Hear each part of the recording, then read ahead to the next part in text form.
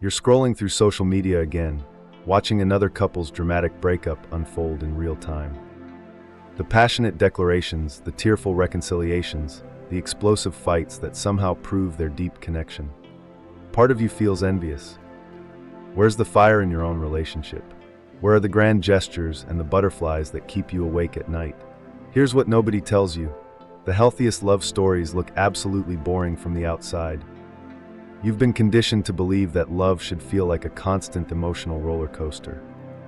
Movies, books, and social media have sold you this idea that real passion requires drama, that deep connection demands intensity, and that if you're not experiencing regular highs and lows, something must be missing.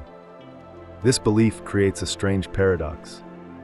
You find yourself in a stable, supportive relationship, yet you question whether it's enough. Your partner listens when you speak, respects your boundaries, and shows up consistently. You don't fight about trivial things. You don't need constant reassurance. You feel secure. And somehow this feels wrong. Psychologist John Gottman spent decades studying what makes relationships succeed or fail. His research revealed something counterintuitive. The couples who lasted weren't the ones with the most passion or drama. They were the ones who mastered the art of boring stability. They said please and thank you. They showed genuine interest in each other's daily experiences. They handled conflict without contempt or defensiveness. The problem is that healthy relationship behaviors don't make for good content. Nobody posts about having a calm conversation about household chores. No one writes songs about feeling emotionally secure. You don't see Instagram stories celebrating the absence of jealousy or the presence of trust.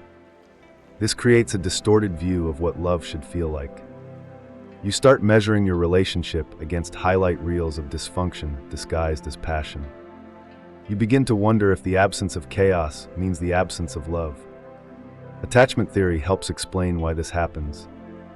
If you grew up with inconsistent caregiving, your nervous system learned to associate anxiety with connection. The familiar feeling of uncertainty became your definition of chemistry. Calm, secure love feels foreign because it doesn't trigger the same neurochemical responses you've learned to associate with attachment. Marcus Aurelius wrote about this tendency to complicate what should be simple. The Stoics understood that our minds often create problems where none exist. You might find yourself manufacturing drama or seeking validation from others because stability feels too quiet, too ordinary. But consider this. Every dramatic love story you admire from the outside involves real people experiencing real pain.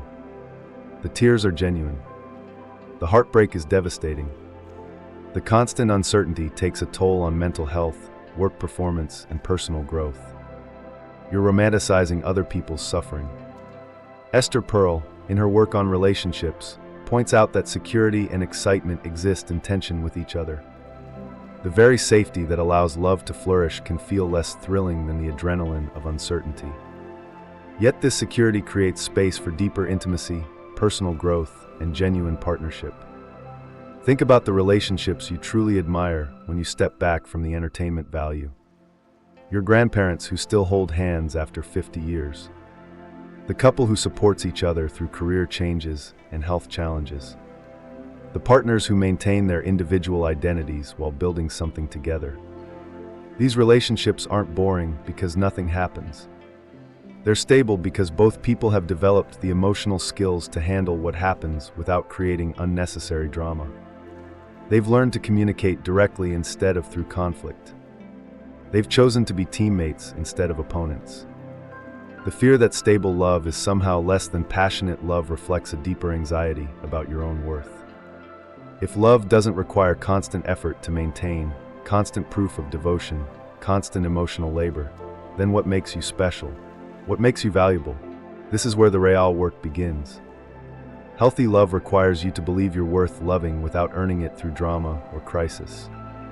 You have to trust that someone can choose you again and again, not because they're addicted to the highs and lows you provide, but because they genuinely enjoy your company, respect your character, and want to build a life with you. The most radical thing you can do in a culture obsessed with performative passion is to choose quiet contentment. To find joy in morning coffee conversations and shared silence. To celebrate the absence of jealousy instead of questioning it. To recognize that feeling secure in love isn't settling, it's succeeding. Your relationship doesn't need to look interesting to other people. The best love stories are lived, not performed. They unfold in private moments, small kindnesses, and the revolutionary act of choosing each other every day without fanfare. Stop measuring your love against other people's highlight reels. Start appreciating that boring love is actually the most exciting thing that can happen to you.